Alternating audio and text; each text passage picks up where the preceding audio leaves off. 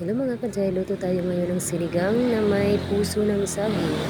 Ayan, gisa-gisa lang tayo. Lagyan ko siya ng maraming kamatis para masarap. Yung kangkong na 5 tali. Ang dami akong nilagay guys kasi kunti lang yung dahon sa isang stick ng kangkong. Pasensya nyo ng aking maton na braso. Ganun talaga pag medyo malusog. Ayun na, natapos na tayong ng kangkong. Nahugasan na rin yan. So, ayun yung pinakapinali natin guys sa sobrang tigas buksan, grabe. Nagtawag pa ako ng tulong dyan, pero hindi naman ako tinulungan ng tsuhin ko, kaya yan, minaji ko na lang. Ganun pala, medyo may katangahan tayo dyan sa part na yan guys. Yan. Ay, mekos-mekos lang natin. Buti pa yung sinigang may puso. Yan, kumukulo na. Kasi pati yung dugo ko.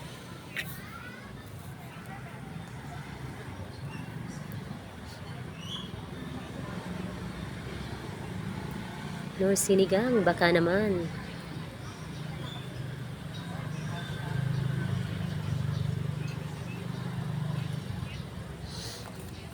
Pagpasensyahan nyo na yung aking boses ha, kasi nagpa-practice pa lang tayo mag voice over. At yan, may nadali pa akong saging na medyo malata na yun. Yan, naglagay na tayo ng sinigang. Yan. Nagdagdag pa pala ako ng pang-asim yan guys, yung with gabi, pero hindi ko siya nakuna ng video. Pero ang nilagay kong pang-asim, isang original na plain lang, tsaka yung kalahati ng with gabi. Yan yung sili.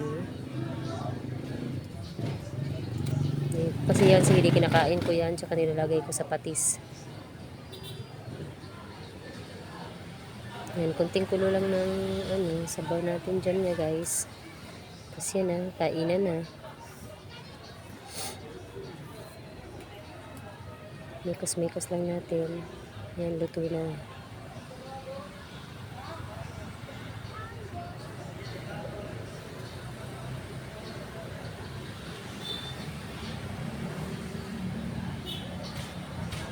Yung nagdadalagaan talaga ng bida dyan guys is yung saging natin bulok-bulok.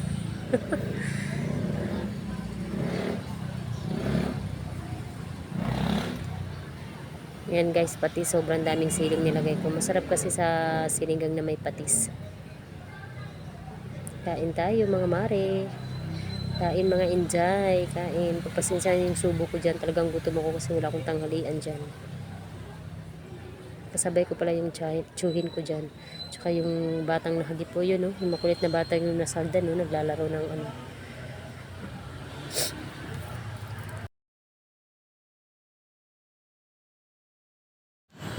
Yan na, patapos na tayong dyan kumain guys.